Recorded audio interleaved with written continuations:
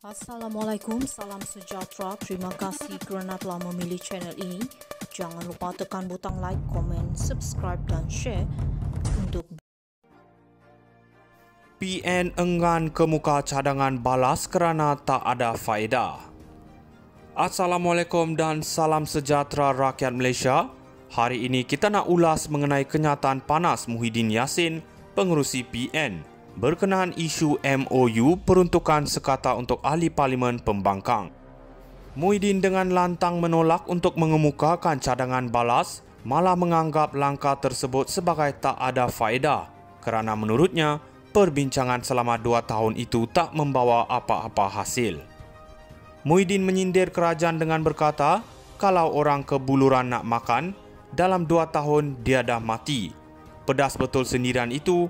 Jadi persoalannya sekarang, adakah kerajaan sengaja melengah-lengahkan perbincangan ini atau adakah PN yang terlalu keras kepala? PN memang ada poin di sini. Mereka berpendapat bahawa peruntukan kewangan sepatutnya diberikan secara adil tanpa perlu melalui MOU. Dan Muhyiddin juga tak lupa nak mengingatkan semua bahawa sewaktu beliau jadi Perdana Menteri, kerajaan PN bagi peruntukan kepada semua ahli parlimen tanpa syarat. Tak payah MOU, tak payah CSA, semua dapat. Tetapi kerajaan sekarang memperkenalkan syarat-syarat yang agak pelik seperti melarang penggunaan isu 3R, Race, Religion, Royalty dan mewajibkan pengisytiharan harta. Jadi adakah syarat-syarat ini memang dibuat untuk menyekat PN atau sebenarnya wajar demi ketelusan? Kenapa penting sangat peruntukan ini? Sebab ahli parlimen tak kira kerajaan atau pembangkang perlukan dana untuk jalankan kerja-kerja untuk rakyat di kawasan masing-masing. Kalau kerajaan hanya salurkan dana kepada ahli parlimen kerajaan, maka siapa yang rugi? Tentunya rakyat yang diwakili oleh ahli parlimen pembangkang. Muhyiddin cukup bijak bermain dengan naratif ini. Siapa yang merugikan rakyat? Kami, merekalah kerajaan. Tapi mari kita lihat dari sudut lain. PN menolak draft MOU ini secara terang-terangan dan pendedahan butir MOU kepada umum jelas menunjukkan bahawa PN memang tak puas hati dengan syarat-syarat yang dikenakan. Adakah ini satu langkah yang bijak atau sebenarnya PN takut untuk terikat dengan syarat-syarat seperti pengisytiharan harta? Kesimpulannya, isu peruntukan ini bukan sekadar soal dana semata-mata. Ia lebih kepada pertarungan kuasa politik antara kerajaan dan pembangkang dan rakyat yang menjadi mangsa di tengah-tengah.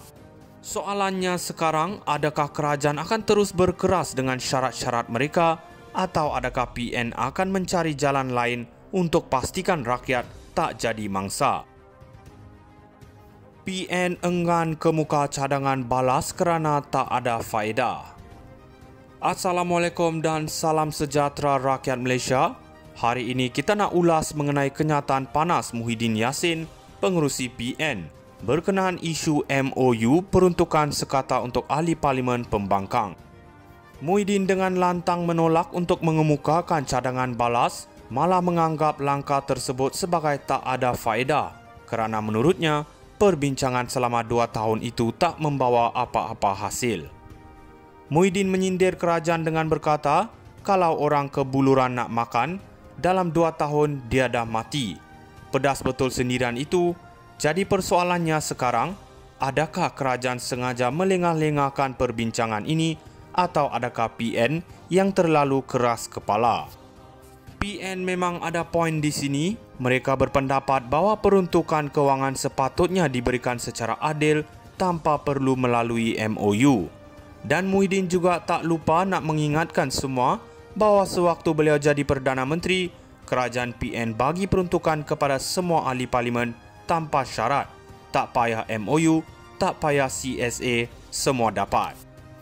Tetapi kerajaan sekarang memperkenalkan syarat-syarat yang agak pelik seperti melarang penggunaan isu 3R, Race, Religion, Royalty dan mewajibkan pengisytiharan harta. Jadi adakah syarat-syarat ini memang dibuat untuk menyekat PN atau sebenarnya wajar demi ketelusan? Kenapa penting sangat peruntukan ini? sebab ahli parlimen tak kira kerajaan atau pembangkang perlukan dana untuk jalankan kerja-kerja untuk rakyat di kawasan masing-masing. Kalau kerajaan hanya salurkan dana kepada ahli parlimen kerajaan, maka siapa yang rugi? Tentunya rakyat yang diwakili oleh ahli parlimen pembangkang. Muhyiddin cukup bijak bermain dengan naratif ini. Siapa yang merugikan rakyat? Kami, merekalah kerajaan. Tapi mari kita lihat dari sudut lain. PN menolak draft MOU ini secara terang-terangan dan pendedahan butir MOU kepada umum jelas menunjukkan bahawa PN memang tak puas hati dengan syarat-syarat yang dikenakan. Adakah ini satu langkah yang bijak atau sebenarnya PN takut untuk terikat dengan syarat-syarat seperti pengisytiharan harta? Kesimpulannya, isu peruntukan ini bukan sekadar soal dana semata-mata. Ia lebih kepada pertarungan kuasa politik antara kerajaan dan pembangkang dan rakyat yang menjadi mangsa di tengah-tengah. Soalannya sekarang, adakah kerajaan akan terus berkeras dengan syarat-syarat mereka atau adakah PN akan mencari jalan lain untuk pastikan rakyat tak jadi mangsa? PN enggan kemuka cadangan balas kerana tak ada faedah. Assalamualaikum dan salam sejahtera rakyat Malaysia. Hari ini kita nak ulas mengenai kenyataan panas Muhyiddin Yassin, pengerusi PN, berkenaan isu MOU peruntukan sekata untuk ahli parlimen pembangkang. Muhyiddin dengan lantang menolak untuk mengemukakan cadangan balas, malah menganggap langkah tersebut sebagai tak ada faedah kerana menurutnya perbincangan selama 2 tahun itu tak membawa apa-apa hasil. Muhyiddin menyindir kerajaan dengan berkata, kalau orang kebuluran nak makan, dalam 2 tahun dia dah mati. Pedas betul sendirian itu. Jadi persoalannya sekarang, adakah kerajaan sengaja melengah-lengahkan perbincangan ini atau adakah PN yang terlalu keras kepala? PN memang ada poin di sini. Mereka berpendapat bahawa peruntukan kewangan sepatutnya diberikan secara adil tanpa perlu melalui MOU. Dan Muhyiddin juga tak lupa nak mengingatkan semua bahawa sewaktu beliau jadi Perdana Menteri, kerajaan PN bagi peruntukan kepada semua ahli parlimen tanpa syarat. Tak payah MOU, tak payah CSA, semua dapat. Tetapi kerajaan sekarang memperkenalkan syarat-syarat yang agak pelik seperti melarang penggunaan isu 3R, race, religion, royalty dan mewajibkan pengisytiharan harta. Jadi adakah syarat-syarat ini memang dibuat untuk menyekat PN atau sebenarnya wajar demi ketelusan? Kenapa penting sangat peruntukan ini? Sebab ahli parlimen tak kira kerajaan atau pembangkang perlukan dana untuk jalan